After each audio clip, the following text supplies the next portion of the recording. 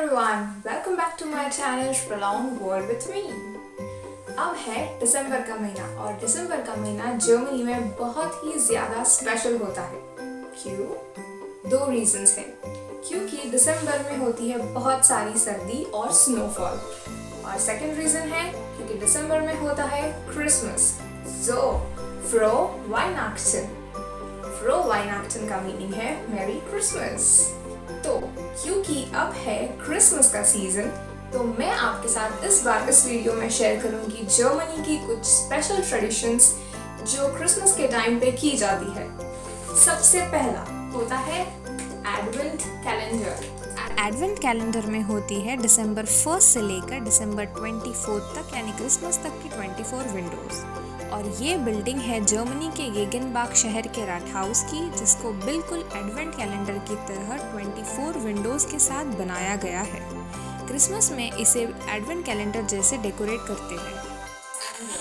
Advent calendar में होती है छोटी छोटी कुछ ऐसी विंडोज़ जो कि 24 तक होती है, ताकि आप जब रोज सुबह उठे तो आप एक विंडो खोले और इसके अंदर आपको मिलता है एक सरप्राइज। जैसे कि यहाँ पर है एक chocolate, a piece of chocolate. ये काफ़ी अलग अलग टाइप्स पे होते हैं। ये छोटा एडवेंट कैलेंडर है, कभी कभी बड़े भी होते हैं जिसमें आपको बड़े स्वीट्स मिलते हैं, या फिर कभी कभी कुछ टॉयज भी होते हैं। तो ये बहुत पुरानी ट्रेडिशन है एडवेंट कैलेंडर की। पहले के ज़माने में इसमें चॉकलेट्स या स्वीट्स नहीं होते थे, बस पेपर के कुछ खिलौने होते थे जो बच्चों के लिए एक्साइटमेंट और सरप्राइज के तौर पर बच्चों को गिफ्ट किए जाते थे। सेकेंड ट्रेडिशन है सांट निकोलाउस डे, यानी कि सेंट निकोलस डे, या फिर आप कह सकते हैं द सांता क्लॉज डे। हर साल दिसंबर की 5 तारीख को सांट निकोलाउस डे सेलिब्रेट होता है। बच्चे एक दिन पहले रात को अपने जूते अपने दरवाजों से बाहर रखते हैं और वेट करते हैं कि रात को सांता क्लॉज आकर उनको एक सरप्राइज गिफ्ट देकर जाएगा। और दूसरे दिन जल्दी जल्दी उठकर ये अपने जूते चेक करते हैं कि इनको क्या गिफ्ट मिला है सांता क्लॉज से इस क्रिसमस पे। हालांकि ये गिफ्ट हर पेरेंट्स देते हैं या फिर ग्रैंड पेरेंट्स देते हैं अपने बच्चों को या फिर अपने पोता पोती को, पर कहते हैं या ऐसा समझ है कि सेंट निकोलाउस आके या फिर सांता क्लॉज आके ये गिफ्ट देकर जाता है। पर इसमें भी एक छोटा सा ट्विस्ट है। अब ये ट्विस्ट क्या है? ये गिफ्ट्स सारे बच्चों को नहीं मिलते। गिफ्ट सिर्फ उन्हीं बच्चों को मिलता है या फिर सांता क्लॉज आके उन्हीं बच्चों को गिफ्ट देकर जाता है जो बच्चों ने साल भर अपने मॉम डैड को परेशान नहीं किया और जो अच्छे बच्चे बनकर रहे। अगर आप साल भर अच्छे बच्चे बनकर रहोगे तो ही आपको दिसंबर में सेंट निकोलाउस या फिर सांता क्लॉज आकर ये गिफ्ट देकर जाएगा। अगर आप अच्छे बच्चे नहीं थे, अगर आपने बहुत तंग किया है, तो पॉसिबल है कि आपको आपके जूतों में गिफ्ट नहीं बट कोयले का टुकड़ा मिले। कोयले का टुकड़ा क्यों? ऐसे कहते हैं कि सांता क्लॉज के साथ क्नेश रूप्रेस्ट, उनका जो साथी है वो भी आता है और वो अपने साथ एक बड़े कोयले की बैग लेकर आता है। तो जो बच्चे अपने मॉम डैड को परेशान करते हैं या बहुत शरारती होते हैं, उनके जूतों में क्नेश रूप्रेस्ट कोयले का टुकड़ा छोड़ जाता है। और अगर आप अच्छे बच्चे हो तो आपके जूतों में छोड़ेंगे सांता क्लॉज एक प्यारा सा सरप्राइज गिफ्ट।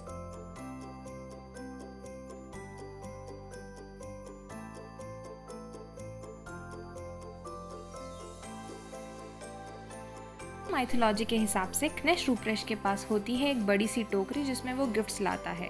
अगर बच्चे अच्छे हो तो उनको वो गिफ्ट्स दे जाता है, और अगर बच्चे शैतान हो तो इसी टोकरी में भर कर बच्चों को साथ ले जाता है। ये पिक्चर इसी माइथोलॉजी को दर्शाता है।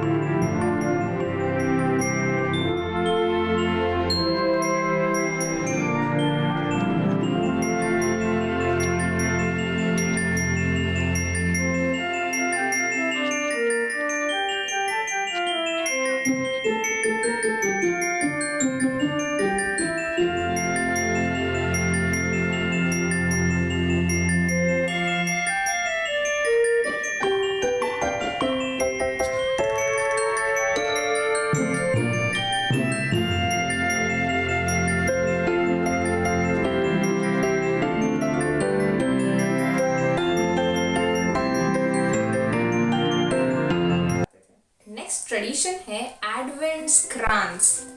एडवेंट्सक्रांस या फिर एडवेंट व्रत इसको कहा जाता है। अब एडवेंट यानी क्या? जो दिसंबर के क्रिसमस के पहले के 4 संडेज होते हैं, starting from the first Sunday to the last Sunday on the 24th, इसको कहा जाता है एडवेंट। तो एडवेंट के टाइम पर लोग सुबह चर्चेस में जाते हैं, प्रेयर करते हैं, अपनी रिलीजियस प्रैक्टिसेस करते हैं और फिर घर आते हैं। तो एडवेंट व्रत होता है 4 कैंडल्स को रखते हैं और उनको सजाते हैं। इसके आजू बाजू में आजकल काफ़ी डेकोरेशन की चीज़ें हैं, लेकिन पहले जो टाननबाउम है यानी कि वाइनक्स या फिर क्रिसमस ट्री है, उसके पत्ते, उसकी छोटी छोटी टहनियाँ, छोटे छोटे फ्रूट्स ऐसे लगाकर ये क्रांस को डेकोरेट करते हैं और इसमें 4 कैंडल्स रखते हैं। पहले संडे को यानी कि फर्स्ट एडवेंट को पहली कैंडल बर्न करते हैं। तो एवरी टाइम ये पूरे वीक में आप जब भी खाना खाने आपके डाइनिंग टेबल पर बैठो शाम के टाइम पर, तो ये कैंडल को जलाया जाता है। फिर दूसरे संडे आते आते ये कैंडल थोड़ी छोटी हो जाती है। फिर दूसरे संडे को 2 कैंडल यानी कि पहली और दूसरी नई, ऐसी दोनों कैंडल्स जलाते हैं। फिर तीसरे संडे को पहली, दूसरी, तीसरी, ऐसी तीनों कैंडल्स जलाते हैं। फिर लास्ट संडे के वीक तक ये तीनों कैंडल्स जलाते हैं और सिर्फ एक ही कैंडल बचती है। और लास्ट वाले संडे को फिर आप फाइनली, मतलब जिस दिन क्रिसमस होता है उस दिन 24th को आप सारी कैंडल्स जलाते हैं लास्ट एडवेंट के टाइम पर। Burn for peace. I burn for joy. I burn for love. And I burn for hope. शांति, खुशी, प्यार और उम्मीद, यही 4 चीज़ें दर्शाती है ये 4 कैंडल्स। और जब हमारी ज़िंदगी से प्यार, खुशी और शांति ओझल हो जाती है तो उम्मीद के साथ ही आगे बढ़ती है हमारी ज़िंदगी। यही बात बताता है ये एडवेंट क्रांस। अब हम आते हैं हमारी अगले ट्रेडिशन की तरफ, जिसे कहते हैं क्रिसमस ट्री, और जर्मनी में इसे कहा जाता है टाननबाउम। हमारे यहाँ पर हम यूज़ करते हैं अशोका का पेड़ और यहाँ पर होता है टाननबाउम जर्मनी में। पाइन ट्री, स्प्रूस ट्री, ये सब काफ़ी विंटर्स में, काफ़ी ज़्यादा स्नोफॉल में और काफ़ी कम टेम्परेचर में सरवाइव कर सकते हैं। तो जब सारे पत्ते गिर जाते हैं, जब बाकी सारे पेड़ों के पत्ते झड़ जाते हैं और बिल्कुल भी लाइफ नहीं बचती, तब सिर्फ ये ट्रीज़ होते हैं जो कि ग्रीन होते हैं, जिनके पत्ते गिरते नहीं हैं और ये सरवाइव कर जाते हैं इतने स्ट्रॉन्ग विंटर्स को भी। और विंटर्स वेस्ट साइड में काफ़ी ग्लूमी होते हैं। ये ट्रीज़ दिखाते हैं साइन ऑफ लाइफ, यानी कि ग्रे डेज के बाद, सैड डेज के बाद हैप्पी डेज आते हैं, या फिर सैड डेज में भी आपके लाइफ में होप होता है। तो ये trees is a sign of hope. ये ट्रीज़ दिखाते हैं कि बहुत विंटर्स में भी हमारे पास होप है कि लाइफ फिर से आएगी, खुशी फिर से आएगी। और यही होप ये क्रिसमस ट्रीज़ हमको देते हैं। इसीलिए वेस्ट साइड में क्रिसमस के टाइम पर क्रिसमस ट्रीज़ डेकोरेट करने का ट्रेडिशन है। पर क्रिसमस ट्री को 24 मॉर्निंग को सजाना शुरू करते हैं, 24 नाइट तक क्रिसमस ट्री को अच्छे से सजाते हैं। आजकल तो दिसंबर के स्टार्टिंग में ही सजाना शुरू कर देते हैं, बट यूजुअली 24 मॉर्निंग से शुरू करते हैं सजाना। इवनिंग तक सज जाता है और जब खाना रेडी होता है, टेबल पर सब खाने बैठते हैं, तो उससे पहले हर कोई कि सबके लिए छोटा छोटा कोई ना कोई गिफ्ट लाता है। और वो सारे गिफ्ट्स जो सब ने लाए हैं, वो सारे गिफ्ट्स क्रिसमस ट्री के नीचे रखे जाते हैं खाना खाने से पहले। यूजुअली कैरल सिंगिंग स्पेशल बात होती है, तो कैरल सिंगिंग होता है। और फिर उसके बाद ये जो क्रिसमस ट्री के नीचे दिए हुए गिफ्ट्स है, फिर सारे फैमिली मेम्बर्स जाकर देखते हैं कि कौन सा गिफ्ट किसके लिए है। तो मुझे लगता है कि ये काफ़ी अच्छी ट्रेडिशन है और इसके पीछे जो लॉजिक है वो भी काफ़ी अच्छा है। मुझे भी ये बात पता नहीं थी जब मैं यहाँ पर आई और मैं ये जर्मन फैमिली के साथ रही स्पेशली, तो उस साल यानी कि पिछले साल मुझे क्रिसमस पर ये सारी बातें समझने लगी।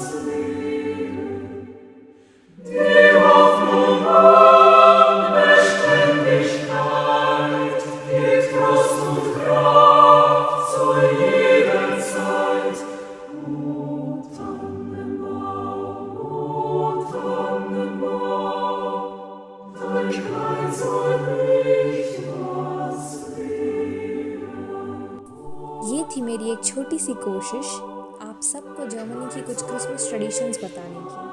अगर आपको ये वीडियो अच्छी लगी है तो प्लीज़ लाइक शेयर और सब्सक्राइब ज़रूर करिए और हम मिलते हैं मेरे नेक्स्ट वीडियो में कुछ और ट्रेडिशंस के साथ।